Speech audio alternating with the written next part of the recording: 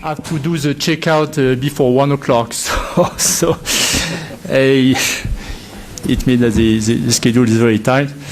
But anyway, I take the opportunity to join other and thank Governor Velarde and Marc Cusan for organizing this superb conference, which is becoming a classic event on the international calendar, especially the calendar in summer, not mentioning the pleasure to visit the parts of this magnificent country. So the theme of the last session is Global Financial Trilemma and Global Macro Policy Coordination. In 1961, Robert Mundell forged a paradigm of incompatibility triangle or trilemma, which means that we cannot have at the same time free capital mobility, fixed exchange rate, and independent monetary policy. And since then, this framework has become a central analytical framework in the international finance. It has been revisited regularly by many economists in many ways. And recently, Ellen Way, for instance, has published a paper in which she tries to streamline from trilemma to dilemma.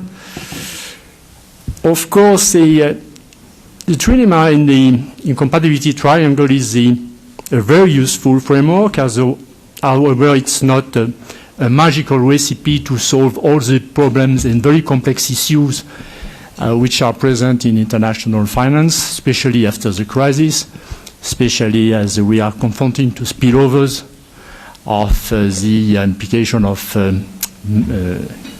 monetary policies of major central banks. I think we should also keep in mind that if there is a kind of consensus in economic literature on the idea that there is a macro policy coordination is instrumental in achieving a kind of optimal solutions, there is no consensus at all, nor on the modalities or also the potential gains we can have from macro policy coordination.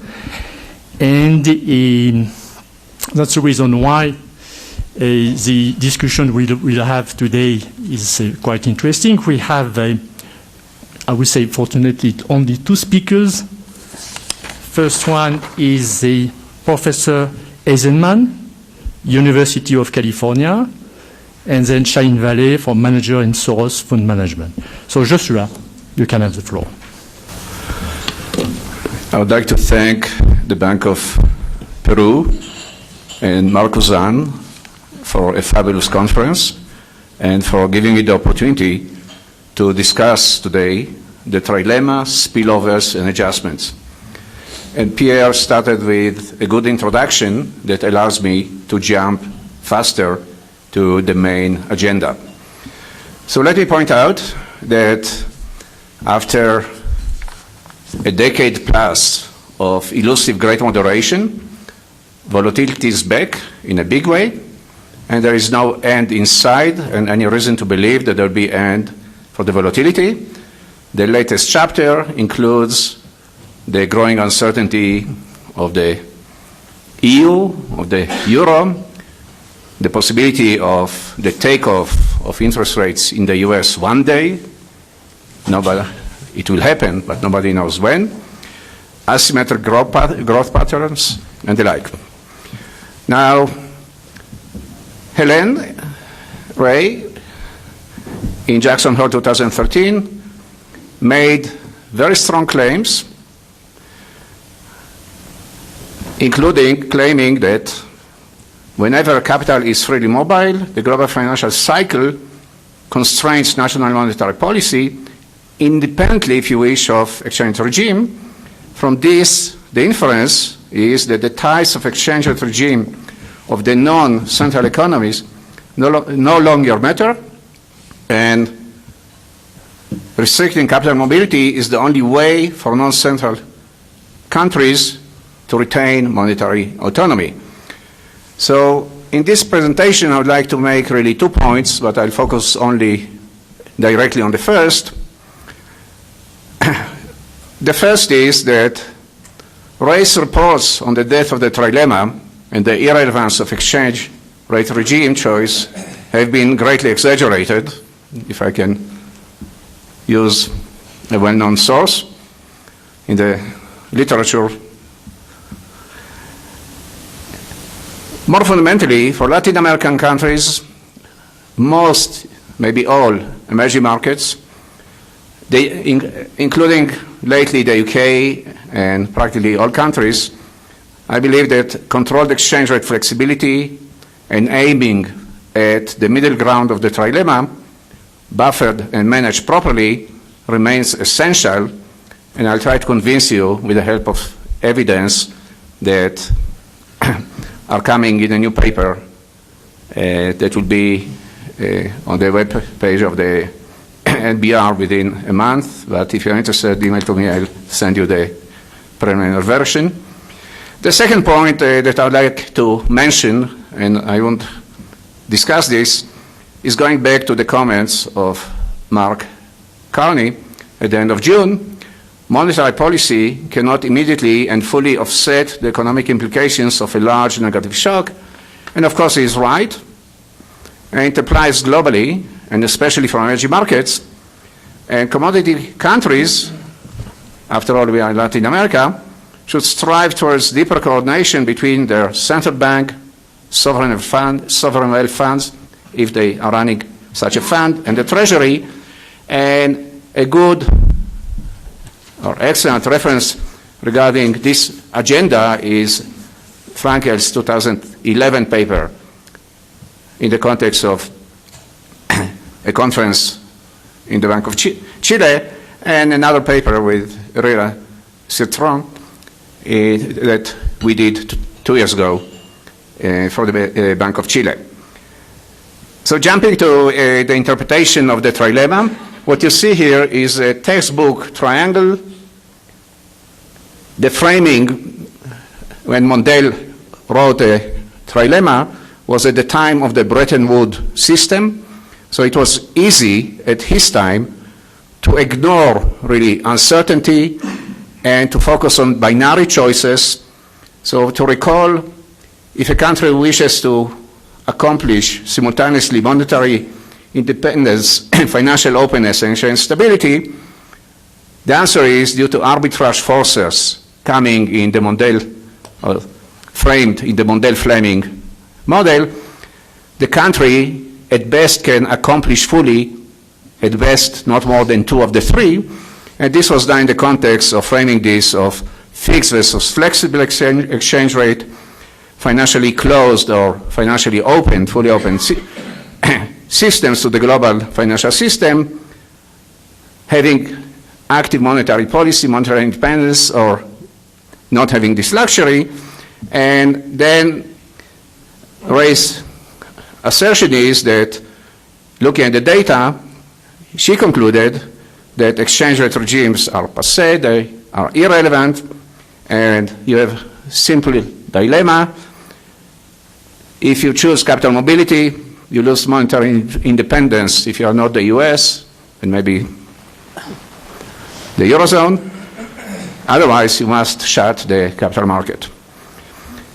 Now, alternative take, which is supported, I believe, by undergoing research with my friends and colleagues Nancy Chin and Hirohito, is that, and I'm referring now to the outcome in a new paper that we'll present in Tokyo in 2 weeks, balance sheet effects on monetary and financial spillovers, is that we don't see this interpretation as being supported by the data, and I'll explain why, what is the fundamental reasons for raising this concern.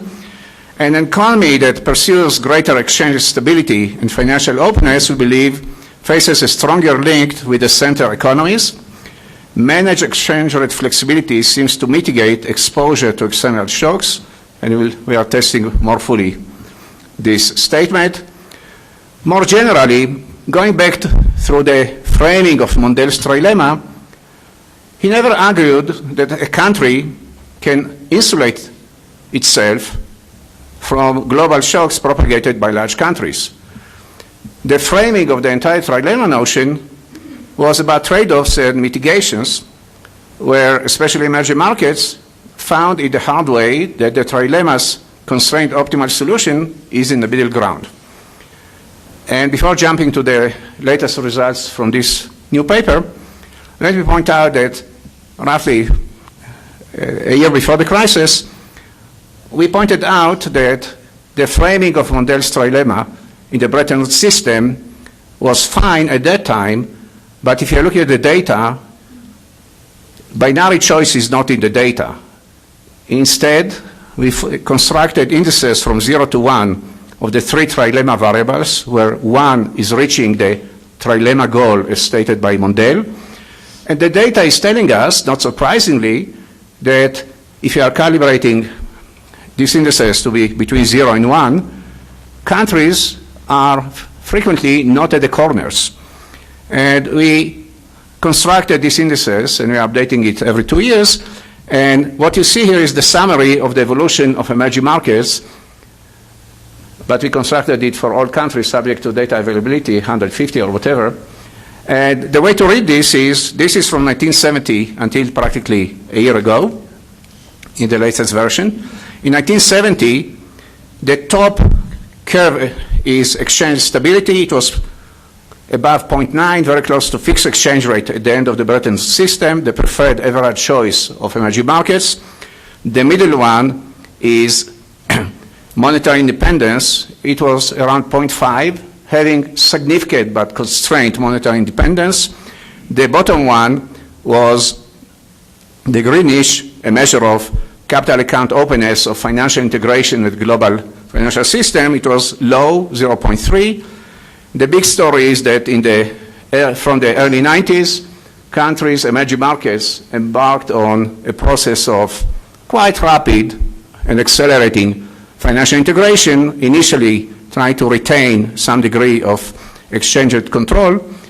They went through a string of sudden stop and capital flight crisis, and most of them converged to the middle ground of the trilemma. In this context, we tested, I believe it was roughly 8 years ago, to what degree a continuous version of Mondel's trilemma is in the data, and to our surprise, the answer is big yes. In the following sense, if a country is increasing one trilemma variable, tending to move closer to the goal, so increasing exchange rate fixity,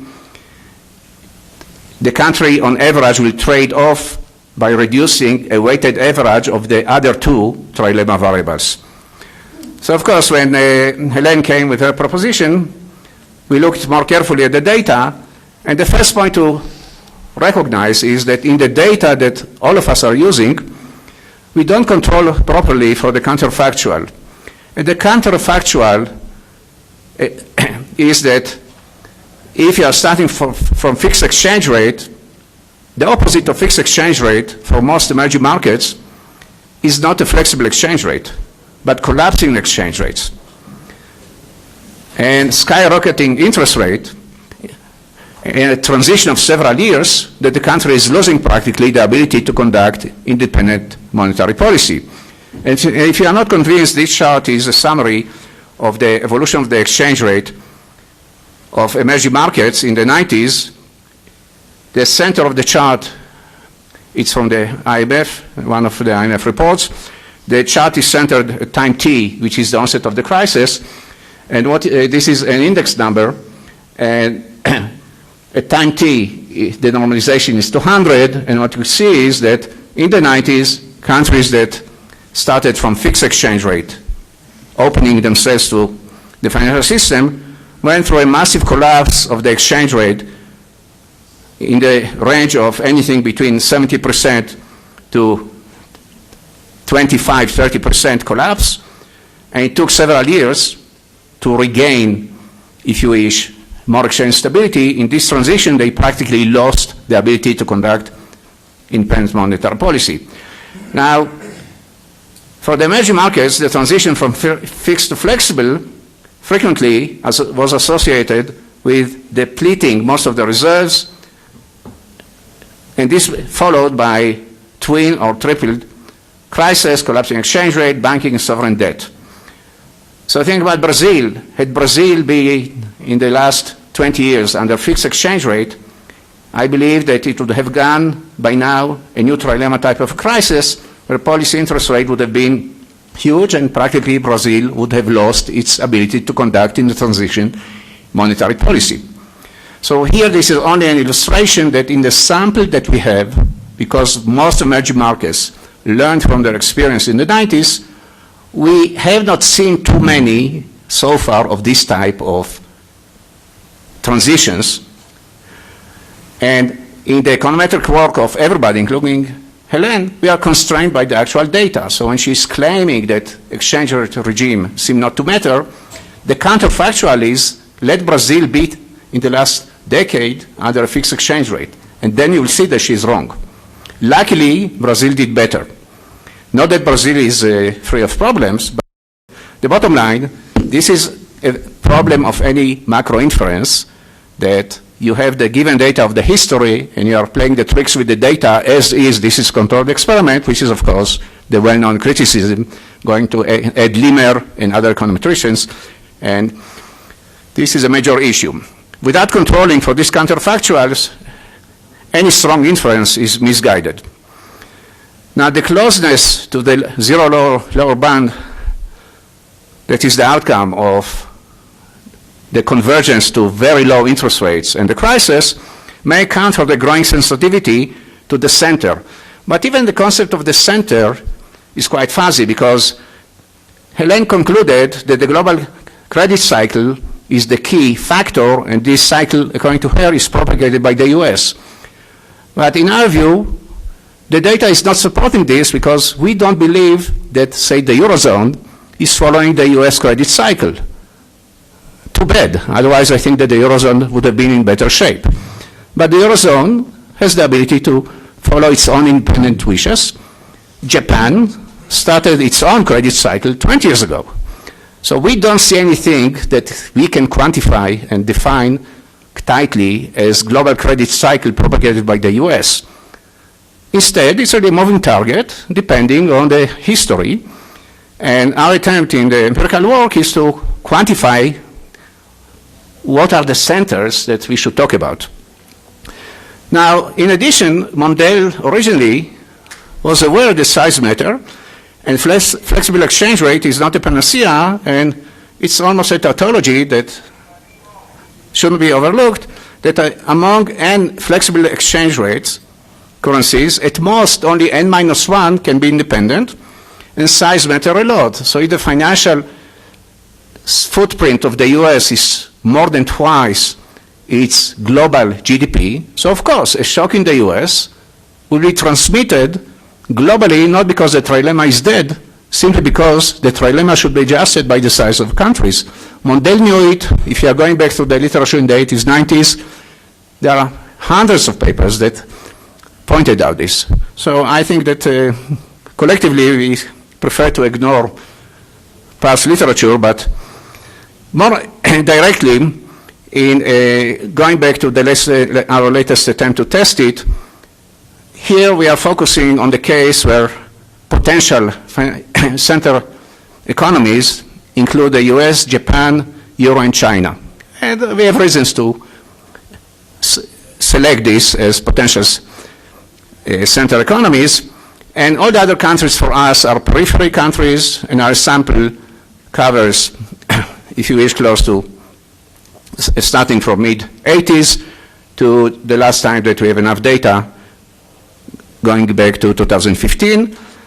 There are maybe 5 or more possible transmissions from evolutions of interest rates and other shocks or policy changes coming from center economies to any peripheral countries. So this is a quick chart. Now we examine the determinations of the sensitivity to center economies as a function of country-specific macroeconomic conditions and policies, And this time we are doing the best to include as much in these policies and controls, things that we overlooked or mostly were overlooked before.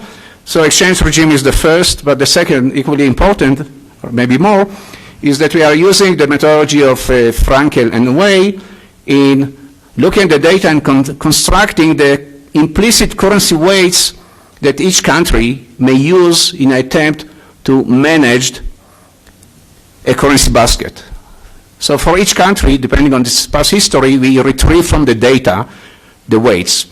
And this allows us to test more tightly the relevance and the importance of the currency weight of any country, which is totally country-specific. And this allows us also to test the links endogenously between a country and the 3 or 4 centers. We are looking also at issues that include balance sheet exposure, international reserves, currency and composition of external debt, monetary, trade, and financial links with the 3 or 4 central economies, and the level of institutional developments. So in a nutshell, we find that for both policy interest rates and real exchange rates, the link with the 3 central economies has been very important for developing countries and emerging markets in the last 2 decades, but this is a moving target. And we identified that crisis impacting emerging markets intensified this link. So of course, crises are associated with volatility, so volatility is intensifying the links, but the links are moving targets that are impacted by history, volatility propagated by crisis or potential crisis, and the endogenous choice of each country of the weight, the implicit weight that are attaching to each center. Now, to illustrate this, having a higher weight, say, for the dollar in a given country, say I believe that Mexico probably has higher weight to the dollar than Poland, that has higher weight to the euro, then makes the response of financial variables like the real exchange rate and exchange rate market pressure in these periphery countries, say Mexico, more sensitive to a change in a key variable in the US, such as policy interest rates or the real exchange rate of the US and the like. But the same equally applies to the euro if the weight of Poland is high to the euro. And the data is telling us what are the sensitivities over time. Countries that are more reliant on dollar-denominated debt issuance tend to be more vulnerable to shocks coming from the US. Replace the US with the euro and you'll get the same. So the main idea is we don't have something like global financial cycle. Instead, we have aggregation of some cycles that may be propagated in varying ways between the 3 or 4 central economies. In the data, China seemed not to exert yet substantial influence in financial markets. Of course, this is subject to the Lucas critique, so if we focus entirely on the sample of the last year, chances are that this will not be the case. So we are not arguing that this is the ultimate result. Instead, it's subject to the Lucas critique, and history will tell us what will happen in the future. The greater exchange rate stability or less financial openness a country pursue, the more financial development makes it the country's exchange market pressure sensitive to changes in the corresponding center economy's real exchange rate. If a non-certain economy runs current-account deficits, its exchange market pressure sensitivity to the real exchange rate of the corresponding center economy increases, especially if that country is pursuing greater exchange rate stability with respect to that center economy. Again, this is endogenously determined. Having greater trade links with the corresponding center economy contributes to more positive association of the exchange market pressure in the center economy hitting or affecting the exchange market pressure facing the periphery. Greater import demand for a developing country increases policy interest rate or stock market price correlations at a higher level of exchange stability. So again, this is only an illustration that exchange stability at the margin plays or the choices, if you wish to stabilize the exchange with respect to any of the countries that are, for you, affiliated with being the center economy, matters a lot. And greater exchange stability also amplifies the impact of gross debt on the real exchange rate links. And we have a bunch of maybe other results that I don't have the time to review, but reserves seem to play a key role. Holding higher levels of foreign reserves tend to help non-center economies to shield the impact of changes in the corresponding center economies' policy interest rates. So one can view this as the idea that having more net reserves allows a country to retain greater monetary autonomy in this context. Now let me point out that we talked in the previous session about reserves. Typically you would like to ask what is the ratio or the gap between reserves and the short-term debt in foreign currency. So we are controlling for all these factors.